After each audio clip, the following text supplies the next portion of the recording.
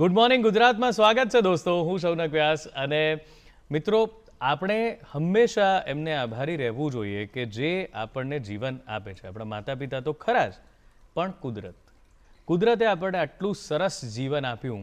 અને એ કુદરત છે જે આપણી માવજત કરે છે. એ કુદરત છે કે જે આપણી પાસેથી કંઈ અપેક્ષા રાખ્યા વગર આપણને બધું આપે છે. આપણી પાસેથી ક્યારે આપણે એવું ક્યારેય સાંભળ્યું કે મારે કંઈક આપવાનું છે કુદરતને, કે મારે આ કરવાનું છે? ક્યારેય નહીં. બિલકુલ અપેક્ષા વગર આપણને આપણી સૌથી જરૂરી વસ્તુ એટલે કે શ્વાસ, પાણી, ભોજન, આ બધું કુદરત એમને આપે છે જે એક માણસ ક્યારેય બીજા માણસને કોઈ સ્વાર્થ કે કંઈ વળતર વગર આપતો નથી. એક સરસ આપણે બધા ગીતને જાણીએ છીએ, પણ આ ગીત કેમ આટલું સરસ છે એની એક વાત છે. ગીત આપણા બધાના હૈયેને હોટે છે. એ ઘન ઘોર જરે ચહુંર મારું મન, એ મારું મન મોર બની થન ગાટ કરે. ઘર ઘર ઘર મેઘ ગટા ગગને ગગને ગર જાટ ભરે, ઘુમરી ઘુમરી ગર જાટ કરે. નવે ધાન ભરી સારી સીમ ઝૂલે નદીયું નવ જોબન ભાન ભૂલે. નવ દિન કા પોતાની પાંખ ખુલે, મધરા મધરા મલકાઈને મેઢા ને હસુ બાત કરે. ગગને ગગને ઘુમરાઈને પાગલ, મેઘ ગટા ગર જાટ ભરે મન મોર બની થન ગાટ કરે. મન મોર બની થન ગાટ કરે મારું મન. ભાઈ, આ ગીત આપણે સાંભળીએ ત્યારે આપણું મન મોર બની થનગાટ કરે છે કેમ? ખાલી શબ્દો એવા છે? ખાલી રાગ એવો છે? ના. ત્યારે પ્રકૃતિ આપણી સામે ખરેખર એ આપણને દેખાવા માંડે છે. આપણે આ બધી જ વાતો જે આ ગીતમાં લખાઈ છે એની કલ્પના કરી શકીએ છીએ. એનું કારણ એક જ છે, કારણ કે એ પર્યાવરણ ક્યારેક ને ક્યારેક આપણે ક્યાંક જોયું છે. પણ એનો જે ગુણ કહીએ કે એની જે સંરક્ષણની જવાબદારી છે પણ આપણી જ છે. આ ગીત રચાયું, ઝવેરચંદ મેઘાણીના મનમાં આવી આ વરસાદી વાતાવરણની કલ્પના આવી કારણ કે એ પર્યાવરણ એવું હતું. પણ અત્યારે પર્યાવરણને લગતી કેટલી સમસ્યાઓ આપણે રોજ છાપામાં વાંચીએ છીએ, આપણે એના વિશે ચર્ચા કરીએ છીએ, મોબાઈલના રીલમાં જોઈએ છે કે કેટલી સમસ્યાઓ વધતી જઈ રહી છે. અને એનું કારણ શું છે? પર્યાવરણ કંઈ પોતાની જાતને તો બગાડતું નથી. બગાડે છે કોણ? આપણે લોકો. કારણ કે આપણને આવા ગીતો સાંભળવા ગમે છે, એમાં પર્યાવરણનું વર્ણન ગમે છે, કુદરતનું વર્ણન ગમે છે, પણ એને એવી ને એવી રાખવાની વાત જ્યારે આવે ત્યારે આપણે થોડાક પાછા હટી જઈએ. પણ એવા કેટલાક લોકો છે કે જે પાછા હટતા નથી, જે આગળ વધે છે, જે પર્યાવરણની જાળવણી, સંરક્ષણ માટે કટિબદ્ધ રહે છે અને એના માટે જે થઈ શકે એ બધું કરે છે, જીવન સમર્પિત કરે છે. જીવનના 37 થી 40 મહામૂલી વર્ષો એ પર્યાવરણની પાછળ ખર્ચી નાખે છે. અને ત્યારે એ પર્યાવરણને સાચવવા માટે અમુક યુવાનોને, અમુક લોકોને જ્યારે જાગૃત કરી શકે છે ત્યારે આપણને સમજાય છે કે આવા એક નહીં, દરેક કેટલાય લોકોની જરૂર છે. આજે આપણે એક એવા જ મહાનુભાવને મળવાના છીએ કે જે કુદરતના ખોળે રહ્યા છે. એટલે કે આપણે ત્યાં જો કુદરત ચારે હાથે આશીર્વાદ વરસાવતી હોય તો એવી જગ્યા તો જુનાગઢ છે, જ્યાં બધું જ છે, જ્યાં કુદરત છે, જ્યાં વન્યજીવો છે, જ્યાં જંગલો છે, પર્વત છે, બધું જ છે. એવા જુનાગઢ સાથે જે જોડાયેલા અને ત્યાંથી લઈ અને એમણે કેવી રીતે પર્યાવરણ વિશેની જાગૃતિ ફેલાવવા માટે કેવા અદ્ભુત કામો કર્યા, એમને સન્માનિત કરવામાં આવ્યા છે. અને આજે પણ યુવાનોને એ જાગૃત કરી રહ્યા છે, એમને સમજાવી રહ્યા છે કે કેવી રીતે પર્યાવરણનું સંરક્ષણ કરવું જોઈએ અને કેમ કરવું જોઈએ. આજે આપણે પણ એમની પાસેથી આ બધી વાતો જાણીએ. તો સ્વાગત કરીએ એવા પર્યાવરણ સંરક્ષકનું અને એવા ફોટોગ્રાફર કે જે વાઇલ્ડ લાઈફ ફોટોગ્રાફીની દુનિયામાં બહુ મોટું નામ છે. તો સ્વાગત કરીએ આપણે ભટ્ટ સાહેબનું. નમસ્કાર સાહેબ. નમસ્કાર જી. તો મને તો આપનો પરિચય આપની પાસેથી જાણવો છે કે કેવું આપનું બાળપણ હતું અને કેવી રીતે આપ આ પર્યાવરણ વિશે આટલા જાગૃત થયા. પર્યાવરણની શરૂઆતની જો હું વાત કરું ને આપને, તો મને ખરેખર મારા પિતાશ્રી તરફથી આ મળેલું છે, વારસામાં મળેલું છે. જી. અને ખરેખર એ વખતે અમારું જે ગ્રામ્ય લેવલ હતું, જે મારું વતનનું ગામ હતું, ત્યાં મારા પિતાશ્રી કાયમ અમારે મકાનની પાછળનો એક ભાગ પડે અને વાડો કહેવાતો. એ વાડામાં ઘણા બધા વૃક્ષો અને ઉનાળાના સમયમાં પાણીના કુંડા લગાડે પક્ષીઓ માટે, પીવા માટે, પછી ચણ નાખે સવારમાં, આ બધું હું જોયા કરું અને મને મજા આવે, ગમે, સરસ મજાના ખૂબ રંગબેરંગી પક્ષીઓ આવે અને કિલોલ કરતા પક્ષીઓ જોઉં અને એમ થાય કે આ તો કુદરત કેટલી બધી સુંદર છે, કેવું બધું રૂપાળું છે, આ બધું સરસ મજાનું, આ તો માણવા જેવું છે ખરેખર કુદરતને તો, અને આપણે ખરેખર આની નજીક જવું જોઈએ. પછી મેં વ્યવસાય તરીકે શિક્ષકનો વ્યવસાય સ્વીકાર્યો અને એ ધારી તાલુકો મેં પસંદ કર્યો, અમરેલી જિલ્લાનો. એટલે એમાં એ ધારી એટલે તો ગીરનું પ્રવેશ દ્વાર, અને ત્યાં તો સિંહ, દીપડા અને આ બધા જંગલી પ્રાણીઓ, પક્ષીઓ, તો પક્ષીઓની ભરમાર જેને કહી શકાય એવું અમારું ગીર. અને ગીરના ગામડામાં મને શિક્ષક તરીકે મૂકવામાં આવ્યો ત્યારે ખરેખર હું મારી જાતને એ ખૂબ ભાગ્યશાળી ગણતો હતો કે મને જે ગમતું હતું એ જ મને મળ્યું છે. એક તો મને શિક્ષકનો વ્યવસાય મળ્યો, એટલે એ પણ બાળકો સાથે કામ કરવાનું મારે, અને સાથોસાથ મને ગીરનો ટેકો મળ્યો, બાજુમાં ગીર મળી, એટલે કે એ દોડીને પહોંચી શકાય, જેને કહી શકાય આપણે, એવું મને ખરેખર આમ સૌભાગ્ય પ્રાપ્ત થયું, ખરેખર જેને કહી શકાય એવું. તો અને જે તે વખતે ગુજરાત સમાચારનો ચાહક, એટલે ગુજરાત સમાચારમાં ઝવેરીલાલ મહેતા અને GH માસ્ટર એમના ફોટોગ્રાફ્સ બહુ આવતા, વાઇલ્ડ લાઈફને લગતા અને અન્ય બીજા પણ. તો એ હું જોયા કરું અને વાંચું અને મને એમ થાય કે મારે પણ આવું કંઈક કરવું છે, આ ફોટોગ્રાફી કરવી છે આ ટાઈપની.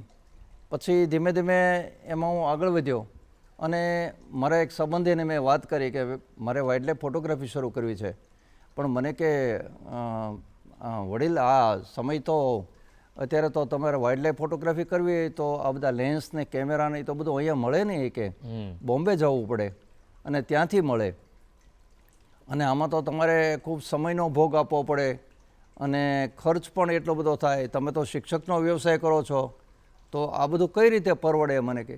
પણ મેં કીધું એ બધું બરાબર છે, આપની વાત સાચી છે એકદમ, પણ હવે મને આ એક ચસ્કો જેને કે લગાવ લાગ્યો જ છે, તો કંઈક કરવું છે એ દિશામાં મારે.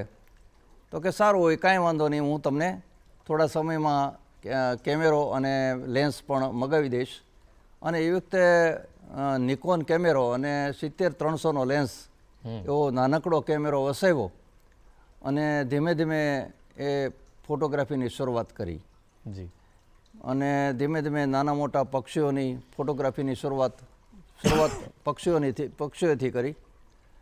અને સાથોસાથ એ સમયગાળો એક એવો હતો કે મારા એક મિત્ર ડૉક્ટર ભરાડ કરીને ધારી મારે, અને મને હમણે એક સમાચાર મોકલ્યા કે અજીતભાઈ, સાસણ ગીરની અંદર શિબિર ચાલે છે અને 6 દિવસની શિબિર છે, 3 દિવસ બાકી છે, આપને આ શિબિરમાં આવવું છે? એટલે મેં એમને કીધું કે હા ચોક્કસ, મારે એ શિબિરમાં આવવું છે આપની સાથે. એટલે એ શિબિરમાં અમે 3 દિવસ ગયા અને ત્યાં ડૉક્ટર શૈલેન્દ્ર સિંહા, એટલે જે તે વખતે ગીર શાસનની અંદર ત્યાંના DCF હતા, અને એમની શિબિર મેં 3 દિવસ કરી. અને એ તો શિબિરના જેને કહેવાય ને મૂળ જે શિબિરની શરૂઆત જેણે કરી એવા એ ડૉક્ટર શૈલેન્દ્ર સિંહા. એટલે ત્યારે એ શિબિરની ખાલી પ્રાયોગિક ધોરણે શિબિર કરવામાં આવેલી સાસણની અંદર, કે પછી આ ક્યાં ક્યાં શિબિરો કરી શકાય, શિબિરોમાં આપણે કોને કોને બોલાવી શકીએ, બાળકોને બોલાવવા, મોટા વિદ્યાર્થીઓને બોલાવવા, કોલેજના સ્ટુડન્ટને બોલાવવા, વેપારીઓને બોલાવવા, વકીલોને બોલાવવા. એટલે ત્યારે એવું નક્કી કરવામાં આવ્યું કે ભાઈ 8 થી 12 વર્ષ ધોરણ સુધીના, એટલે કે એવી જે વય જૂથ હોય એ જૂથના બાળકોને બોલાવીએ શિબિરમાં, તો આપણે જે વસ્તુ કરવા માગીએ છીએ, આપણે જે એમ કે ગીરની નજીક લઈ જવામાં અથવા તો પ્રકૃતિનું જે કામ કરવું છે, આપણે પર્યાવરણનું જે કામ કરવું છે, એના પ્રહરી તરીકે અથવા તો જેને કહેવાય કે વાયા મીડિયા તરીકે, તો આ બાળકો છે એને આપણે જો આ શિક્ષણ આપીએ તો ખરેખર આ આપણું કામ થઈ શકે અને પર્યાવરણને સમૃદ્ધ આપણે બનાવી શકીએ, સારામાં સારું બનાવી શકીએ એમ. એટલે ત્યારે પહેલી વહેલી શિબિર સાસણમાં, પછી પિંપરીમાં થઈ, અને એવી 2-3 જગ્યાએ શિબિરો થઈ. અને ધીમે ધીમે હું પણ એક અમારે SBIની બ્રાન્ચની જે શિબિર જ્યારે ધારીમાંથી થયેલી, ત્યારે એમની સાથે હું પહેલો શિબિરમાં, અમારે ગીરની શિબિરમાં ભીમચાસ કરીને એક સ્થળ છે, એ ભીમચાસમાં પહેલી વહેલી શિબિર થઈ. એ શિબિરમાં ગયા, ત્યાં જોયું કે 3 દિવસ એટલે કે 2 રાત્રિ અને 3 દિવસ એમ શિબિરનો એ સમય હોય છે, શેડ્યુલ આખું. એમાં બાળકોને મફત ભોજન આપવામાં આવે છે, એમને રહેવા માટે ટેન્ટની સુવિધાઓ આપવામાં આવે છે, એમને વન વિભાગ તરફથી અમારા જેવા એક પ્રશિક્ષકો હોય એમને પણ બોલાવેલા હોય છે, જેને તજજ્ઞો કહેવાય છે. અને 2 દિવસના શિબિરમાં બાળકોને કેમ્પફાયર, ટ્રેકિંગ, પક્ષી દર્શન, વૃક્ષખંડ, વન્ય પ્રાણી ખંડ, આવા અલગ અલગ બધા ખંડોનું અવલોકન કરાવી અને બાળકોને એની સાથે એ પરિચિત કરવામાં આવે છે. કે એટલે ટૂંકમાં શું છે કે જે બાળક ક્યારેય કોઈ દિવસ જંગલમાં ગયો જ નથી, અથવા તો જેને આ વસ્તુનો ખ્યાલ જ નથી, એને પ્રકૃતિનો પહેલો સ્પર્શ મળે, વાહ, તો ખરેખર એને એના તરફનો લગાવ વધશે, એને ચાહતો થઈ જશે. પ્રકૃતિમાં માની લો કે રાત્રિના કેમ્પફાયરની અંદર કેમ્પના જે ગીતો હોય, કેમ્પફાયરના એ ગીતો ગવાતા હોય, ઠંડીનો માહોલ હોય ધીમો ધીમો, અને ક્યાંક સાવજની એક ડણક સંભળાય, ક્યાંક શિયાળિયાની લાળ પેલી સંભળાય, ક્યાંક શિયાળ બોલતું હોય, ક્યાંક સાવજની ડણક સંભળાય. આવા વાતાવરણની વચ્ચે તાપણું કરેલું હોય અને બાળક ધીમે ધીમે ખુલતો જાય, જેને કહેવાય એનો વ્યક્તિ વિકાસ થાય બાળકનો. એટલે આવા વાતાવરણની અંદર બાળકોને પ્રકૃતિનું શિક્ષણ આપવામાં આવે કે ભાઈ આજનો જે યુગ છે મોબાઈલ કલ્ચર, બાળકો મોબાઈલમાંથી બહાર નીકળી શકતા જ નથી. તો એ વખતે આ પ્રકૃતિ શિક્ષણ શિબિરો છે એ કઈ રીતે આપણે ઉપયોગી થઈ શકે, એનો મોટો રોલ છે આ સમાજમાં.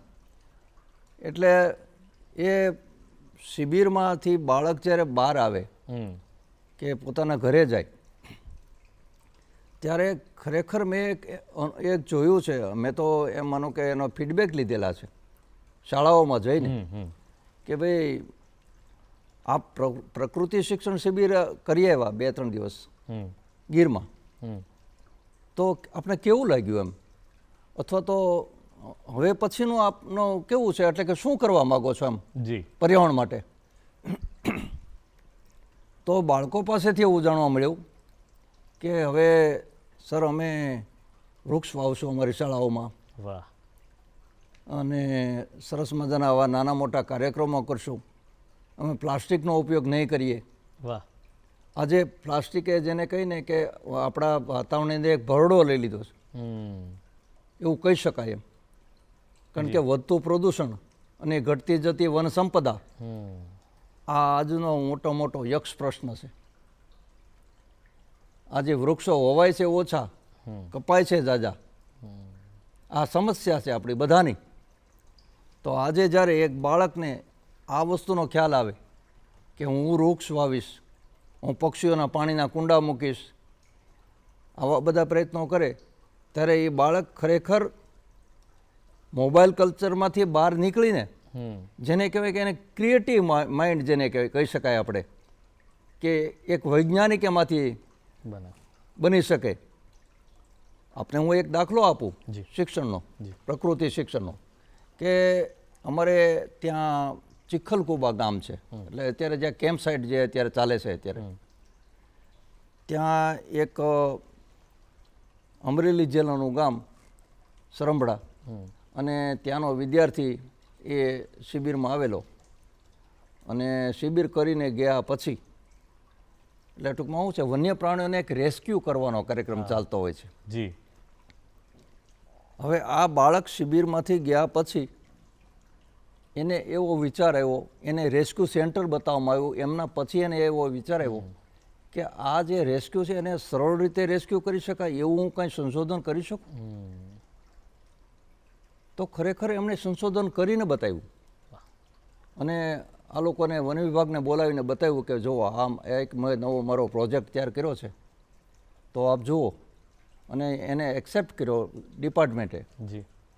તો આ વસ્તુ છે મારે હું જે કહેવા જઈ રહ્યો છું અથવા તો મારે જે લોકોને કહેવું છે એ વસ્તુ એ છે કે આપ આજની જે શિક્ષણ પ્રત્યેની જે દોડ છે એકદમ કે મારું બાળક ખૂબ સારું ભણે અને ખૂબ સારી અંગ્રેજી શાળાઓમાં ભણે અને ખૂબ હોશિયારથીને ડૉક્ટર કે એન્જિનિયર બને, પણ મારે આપને એ કહેવું છે કે ડૉક્ટર કે એન્જિનિયર બનાવવા હોય તો આપ એક વખત એને પ્રકૃતિ શિક્ષણ શિબિરમાં એક વખત મોકલો બાળકને, એટલે જેથી કરીને આપના બાળકનો શારીરિક વિકાસ તો થાય જ પણ માનસિક વિકાસ પણ થશે. ક્યાં વાત. એટલે આવી ઘણી બધી બાબતો છે કે જે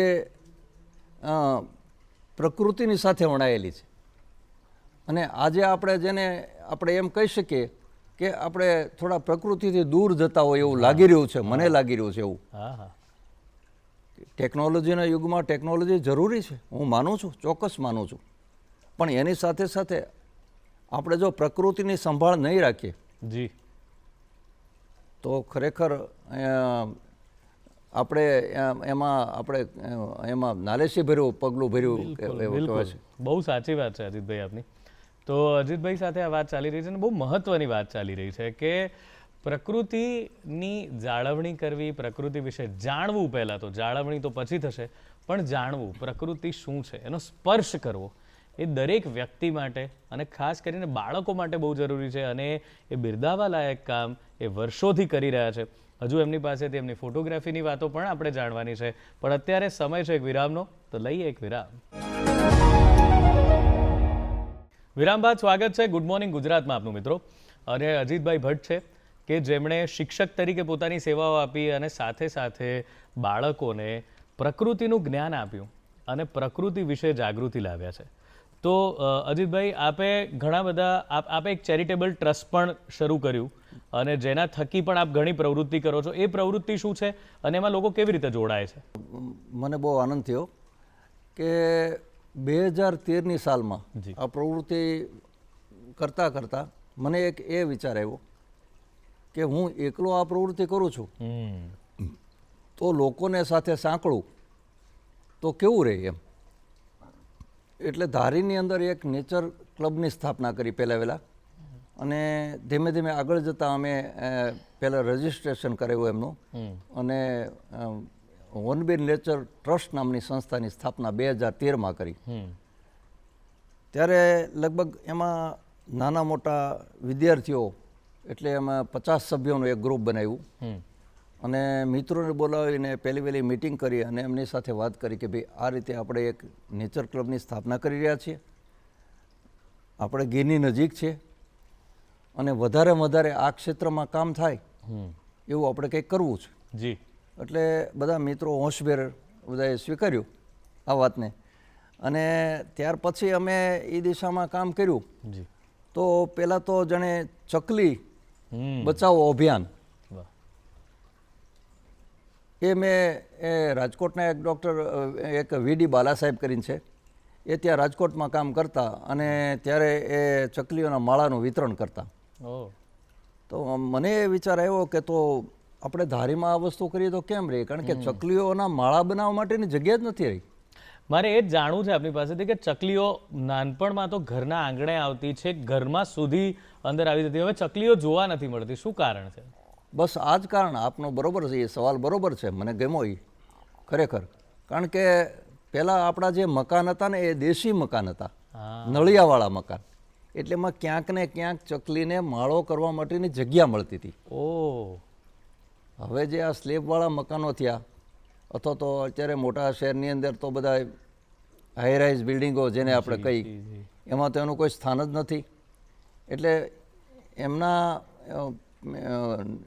ચકલીઓ વધારે એનો વ્યાપ થાય અને વધે એટલા માટે પછી અમે આ જે પૂઠાના માળા આવે છે ચકલી ઘર એ રાજકોટથી મેં મગાવ્યા.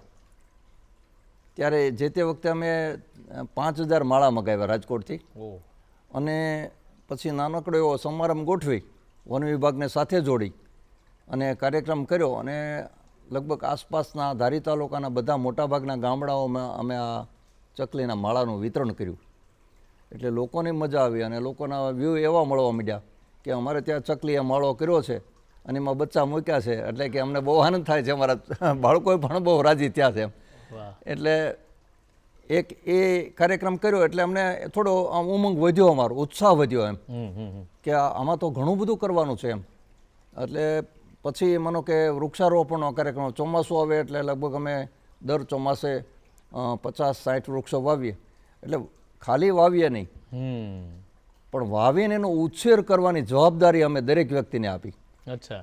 હા, કે આ વૃક્ષ છે તો દાખલા તરીકે જે ભાઈનું નામ હોય એમના નામ, દાખલા તરીકે રમેશભાઈ, તમારે આ વૃક્ષને ઉછેરીને મોટું કરવાનું છે, આ જવાબદારી આપની છે. એટલે એવી રીતે વૃક્ષારોપણનો કાર્યક્રમ કર્યો. અને ત્યાર પછી માનો કે આપણે ઉત્તરાયણ આવે ત્યારે પક્ષીઓ ઘાયલ ખૂબ થાય. જી, એ આપણો પતંગોત્સવ છે, એટલે મોટો ઉત્સવ છે ગુજરાતનો ઉત્તરાયણ એટલે. અને લોકોને રોકો તો એ રોકાય પણ નહીં. જી, એવો મારો ખ્યાલ છે, કારણ કે આપણો એક ઉત્સવ છે એટલે. પણ એની સાથે સાથે અમારા ગ્રુપમાંથી એવી એક સમજ આપી અમે કે ભાઈ સવાર સાંજ 2 કલાક તમે પતંગ ન ઉડાડીને આપણા પક્ષીઓને બચાવી શકો, આકાશમાં ઉડતા ગગન વિહારીને. એટલે લોકોએ કાંઈક અમારી વાતને પણ સમર્થન આપ્યું કે ભાઈ સામાન્ય રીતે સવારના 7 થી 9 સુધી પતંગ ન ઉડાડો તો પક્ષીઓનો જે ઉડ્ડયન સમય છે એ સમય છે. અચ્છા.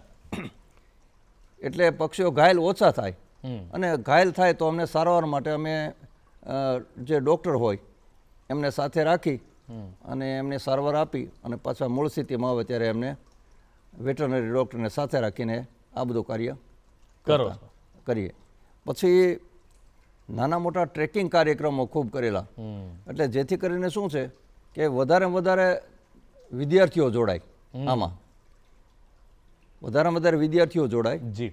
અને વિદ્યાર્થીઓને અમે જંગલની અંદર લઈ જઈએ, નાની મોટી જે ટ્રેલ હોય એમના ઉપર લઈ જાય, એમને પક્ષીઓનો અવાજ સંભળાવીએ, પછી એમના વિશેની વાત કરીએ જંગલની, અને આવી બધી નાની મોટી એને કાર્યક્રમમાં લઈ જાય એટલે જેથી કરીને એમને એનો લગાવ વધે.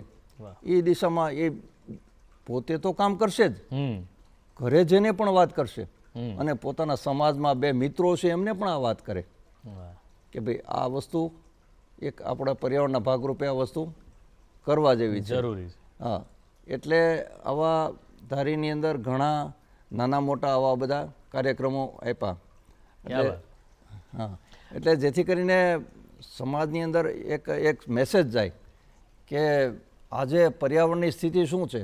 આપણે જોઈએ છીએ કે પ્લાસ્ટિકનો વપરાશ એટલો બધો વધ્યો છે કે આપણે ચા લેવા જઈએ તો પણ એ પ્લાસ્ટિકમાં મળે, દૂધ પણ પ્લાસ્ટિકમાં મળે, બધું લગભગ પ્લાસ્ટિકમય થતું જાય છે. ત્યારે અમે પ્લાસ્ટિકનો કચરો ગીરમાં ભેગો કરી અને એવા કાર્યક્રમો કરતા વન વિભાગને સાથે રાખીને કે એક પ્લાસ્ટિક કલેક્શન કેમ્પ, અને વિદ્યાર્થીઓને સાથે લઈ જઈ જ્યાં જ્યાં પ્લાસ્ટિક પડ્યું હોય એ બધું પ્લાસ્ટિક અમે કલેક્ટ કરી લઈ અને એનો નાશ કરીએ પ્લાસ્ટિકનો. અને લોકોને એક એવો મેસેજ આપીએ કે ભાઈ આપ જ્યારે ગીરમાંથી પસાર થાવ ત્યારે ક્યાંય પણ પ્લાસ્ટિક ન ફેંકો, જેથી કરીને ગીરના જે જંગલી જનાવર છે એ પ્લાસ્ટિક ખાય અને એના કારણે જ એનું મોત થાય, એવું ન બને. એટલા માટે એ પણ એક એનો ભાગ છે. તો આ બાબત એક ખાસ તકેદારી રાખવા જેવી છે કે વન્ય પ્રાણીઓને આપણે કઈ રીતે બચાવી શકીએ અથવા તો એનામાં આપણે કઈ રીતે પહેલાં થઈ શકીએ એમ. વાહ, આપે વન્ય પ્રાણીઓની વાત કરી છે તો મારે આ પ્રશ્ન તો પૂછવો હતો વાઇલ્ડ લાઈફ ફોટોગ્રાફીનો. એનો કોઈ એકદમ યાદગાર, કારણ કે આ અઘરું કામ છે, કારણ કે તમે જ્યારે પ્રાણીઓની સાથે હો ત્યારે એમનો એક નેચર બહુ અલગ હોય છે, એમના સ્વભાવને સમજવો પડે, પ્રકૃતિને, એમની દિનચર્યાને, અને પછી એક વાઇલ્ડ લાઈફ ફોટોગ્રાફર સરસ. તો એવો કોઈ તમારી પાસે કોઈ અનુભવ હોય કે જેમાં આપને બહુ યાદગાર હોય કે આ ફોટો મારો સૌથી યાદગાર આ કારણસર છે, એનું કોઈ વાત? 2-3 અનુભવો છે એવા અમારી પાસે. એક તો પહેલી હું વાત કરીશ 2001ની સાલમાં જે ધરતીકંપ આવ્યો, ભૂકંપ, અને કચ્છમાં બહુ મોટું નુકસાન થયું. એ તો આપણે બધા વિદિત છે એ વાતથી. જી. મને તે દિવસે બરોબર હું અમારા એ વિસ્તારની અંદર એક હનુમાનગાળા જગ્યા છે, બહુ સરસ મજાની પ્રાકૃતિક જગ્યા. હનુમાનજીનું મંદિર છે અને એ હનુમાનજીના મંદિરની ઉપર પહાડ છે મોટો, 200 ફૂટની ઊંચાઈનો. એટલે એમાં વલ્ચર, ગીધના માળા ખૂબ જ. અને એ વલ્ચરની ફોટોગ્રાફી કરવા માટે હું ત્યાં નાઇટ રોકાયેલો, ત્યાં જે મઢી છે ત્યાં. અને વહેલો સવારમાં ઉપર ચડી ગયો અને ત્યાંથી ફોટોગ્રાફી કરતો હતો. ફોટોગ્રાફી કરી એ નેસ્ટની અને નીચે ઉતરો.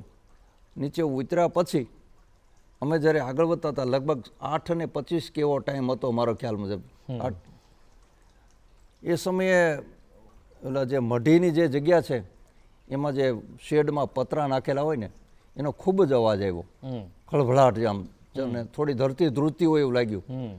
એટલે ત્યારે જ્યારે અમે ત્યાં પહોંચ્યા ત્યારે સમાચાર મળ્યા કે ભાઈ આ શું, આ કંઈ કેમ આટલો બધો અવાજ કેમ આવે છે? તો કે તમને ખ્યાલ નથી? મેં કીધું ના. તો કે મોટો ધરતીકંપ થયો છે. ઓહ, આ તો ખરેખર મને કુદરતે બચાવ્યો એમ. હા, હું તો ઉપર કરાડો ઉપર ફોટોગ્રાફી કરતો હતો જે તે વખતે, અને આ તો મને પ્રકૃતિએ જ બચાવ્યો છે, મને એવું લાગ્યું ત્યારે. એટલે એક અનુભવ આ એક રહ્યો છે મારો. અને બીજી જો વાત કરું તો વાઇલ્ડ લાઈફમાં આપણે વાત કરી કે સિંહની ફોટોગ્રાફી. તો એક વખત અંધારીનો વિસ્તાર કહેવાય છે ગીરમાં, એ વિસ્તારની અંદર હું ફોટોગ્રાફી કરતો હતો. એટલે એ લાઈન છે ને એ મેટિંગ પીરિયડમાં હતા. ઓકે.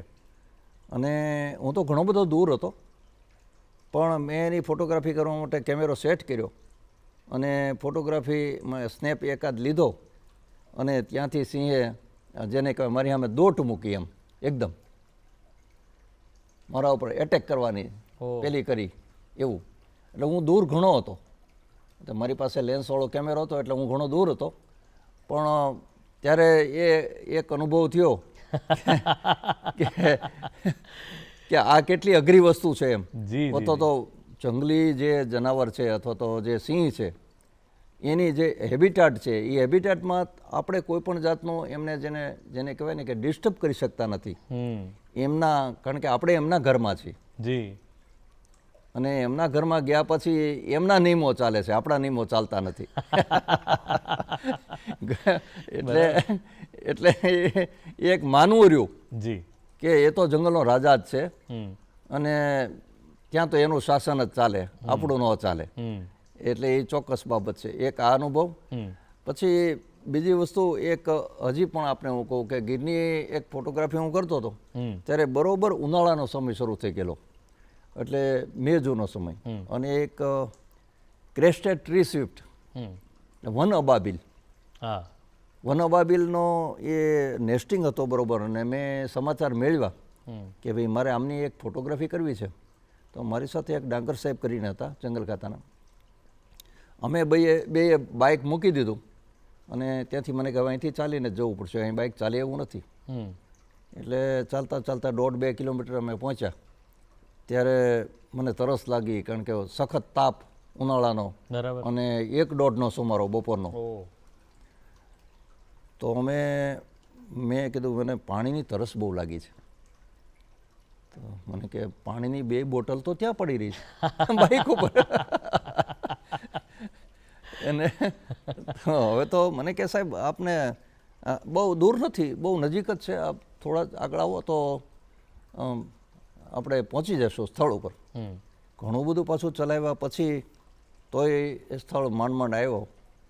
ત્યારે મેં એમને કીધું કે મને ચક્કર બહુ આવવા માંડ્યા છે, એટલે મારે સૂઈ જવું પડશે કોઈ વડના ઝાડ નીચે ક્યાંક. એટલે એક વડના ઝાડ નીચે થોડો આરામ કર્યો.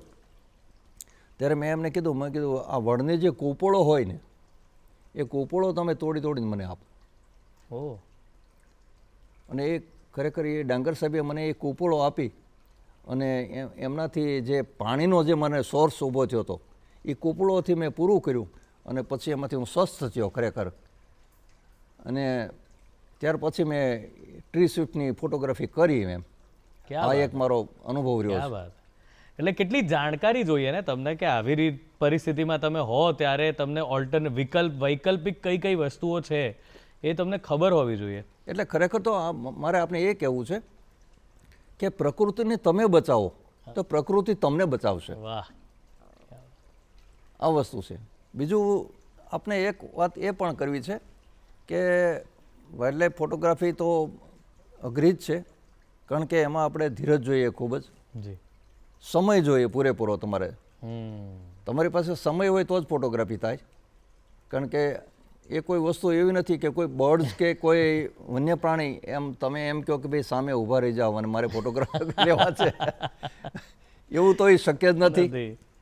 એટલે એના માટે ધીરજ, ખંત, સમય, જી, આ બધું પછી એવું બધું ઘણું બધું એમની સાથે બધું ધ્યાન રાખવાની. સૌથી લાંબો સમય કયા ફોટોની રાહ જોઈ હતી, કે એવા કેટલા સૌથી લાંબો સમય ક્યારે થયો હતો જ્યાં તમારે બહુ જ રાહ જોવી પડી હોય પછી ફોટો મળ્યો હોય? સૌથી લાંબા સમયમાં તો આ ક્રેસ્ટેડ ટ્રી શિફ્ટમાં જ થયું. હા, એ જ એમાં ઘણો સમય લાંબો સમય સુધી મારે રાહ જોવી પડી. વાહ. પછી એ ફોટોગ્રાફ્સ મળ્યો. ને છેલ્લે હું આપને એક વાત કરીશ કે આપણે વાઇલ્ડ લાઈફ ફોટોગ્રાફીની વાત કરી એટલે સાથે સાથે મારું એક એક્ઝિબિશન હમણાં રાજકોટ મુકામે શ્યામા પ્રસાદ મુખર્જી આર્ટ ગેલેરીમાં 1-2 ફેબ્રુઆરી યોજાઈ ગયું. તો ત્યાં પણ એમ કે લોકોને મારે એક જ ઈચ્છા હતી કે ફોટોગ્રાફી મારફતે રાજકોટની અંદર મારે લોકો સુધી, બાળકો સુધી અને મોટેરા સુધી એ સંદેશો પહોંચાડવો છે કે આપ પ્રકૃતિનું કામ કરો. પ્રકૃતિ જો નિરખવી ગમતી હોય, આપને પ્રકૃતિ ગમે જ છે, તો પ્રકૃતિનું કામ કરો. વાહ. તમે એનું રક્ષણ કરશો તો એ તમારું રક્ષણ કરશે. આ વસ્તુ છે. ક્યાં વાત. એટલે એ ખરેખર મને પ્રતિસાદ બહુ સારો મળ્યો. અને મારે એ પણ વાત કરવી છે આપને સાથે કે યા તો એવો યોગ થયો હોય, પણ સાથોસાથ આપણા ગુજરાત રાજ્યના વનમંત્રી, વન અને પર્યાવરણ મંત્રી અર્જુનભાઈ મોઢવાડિયા સાહેબ એ બરોબર જોગાનું જોગ મારા એક્ઝિબિશનમાં ત્યાં પધાર્યા. એમણે નિહાળ્યું અને મારું સન્માન કર્યું શાલ ઓઢાડીને. વાહ. અને સાથોસાથ એમનો જે અભિપ્રાય લખ્યો એ મારા માટે એક બહુ મોટી ગૌરવની વાત છે. ખરેખર એટલા વર્ષોથી જે મારી આ જે તપશ્ચર્યા છે, હું માનું છું કે એ એમની જે પેલી છે ફલશ્રુતિ. વાહ. તમે હવે સમય આપણો કાર્યક્રમ સમાપ્ત કરવાનો થયો છે, પણ યુવાનો બધા બહુ જોતા હોય છે આ કાર્યક્રમ, બધા જ જોતા હોય છે, પણ યુવાનો તો ખાસ બહુ જ જોતા હોય છે. તો તમે તમારા અનુભવે કોઈ એક સરસ મજાની એવી એક વાત કે જે દરેકે ફરજિયાત કરવી જ જોઈએ, એવો કોઈ એક સંદેશ જો યુવાનોને આપવા માંગતા હો તો શું હશે? હું એ કહીશ યુવાનોને કે તમે તમારો મોબાઈલ અને ટીવી જોતા રહો. તમે મિત્રો, તમે તમારો મોબાઈલ અને ટીવી જોતા રહો, પણ મિત્રો તમે પક્ષીઓના ટહુકા પણ સાંભળતા રહો. પક્ષીઓના ટહુકા પણ સાંભળતા રહો. અને મિત્રો, આવતા જતા એક વૃક્ષ વાવતા રહો, આવતા જતા એક વૃક્ષ વાવતા રહો. ક્યાં વાત. બહુ અગત્યની અને બહુ મોટી વાત આપે કરી કે આ બહુ જરૂરી છે દરેક યુવાન માટે કે આ રીતે જો યુવાન ખાસ એટલા માટે કારણ કે ભવિષ્ય છે એ જઈ અને આગળ, કારણ કે એણે એવો સમય જોયો છે કે ટીવી અને મોબાઈલ સાથે જ જન્મ્યા છે, એટલે એમને એનાથી બહારની દુનિયા ઘણાને તો ખબર જ નથી. તો આપે જે કહ્યું કે ટહુકા સાંભળતા રહો અને વૃક્ષ વાવતા રહો, આટલું બે પણ કામ આપણે કરીએ તો પણ ટહુકા સાંભળવા કારણ કે તમારે જવું પડશે પ્રકૃતિમાં અથવા તમારા ઘરે પ્રકૃતિને લાવવી પડશે, એટલે એ ટહુકા તો જ સંભળાશે, એટલે આપોઆપ આ પર્યાવરણની રક્ષા કરશો. તો બહુ સુંદર મજાની વાત આપે કરી છે. તો થેન્ક યુ અજીતભાઈ, આપ આજે અહીં પધાર્યા અને બહુ જ સરસ મજાની વાતો કરી કે જે આટલી અમથી વાત પણ જો કોઈ સમજી જાય તો આવનારી પેઢી માટે બહુ મોટું કામ થઈ જશે. Thank you very much sir. Thank you. તો આપણે પ્રકૃતિની વાત કરી અને ઘણા બધા અલગ અલગ માધ્યમથી એ પ્રકૃતિ, જેમ કે સાહેબે કીધું કે ભાઈ જો આપને એ પ્રકૃતિ જોવી ગમે છે તો આપ આગળ આવો ને રક્ષણ કરો, તો એવી રીતે પ્રકૃતિનું દર્શન ઘણા બધા માધ્યમથી થયું છે. ફિલ્મો પણ એનું એક સબળ માધ્યમ છે, એના પર જઈએ. પણ પહેલાં આપના જે અભિપ્રાયો છે એ આપ અમને લખીને મોકલો. અમારું ઈમેલ આઈડી છે goodmorninggujarat@gmail.com.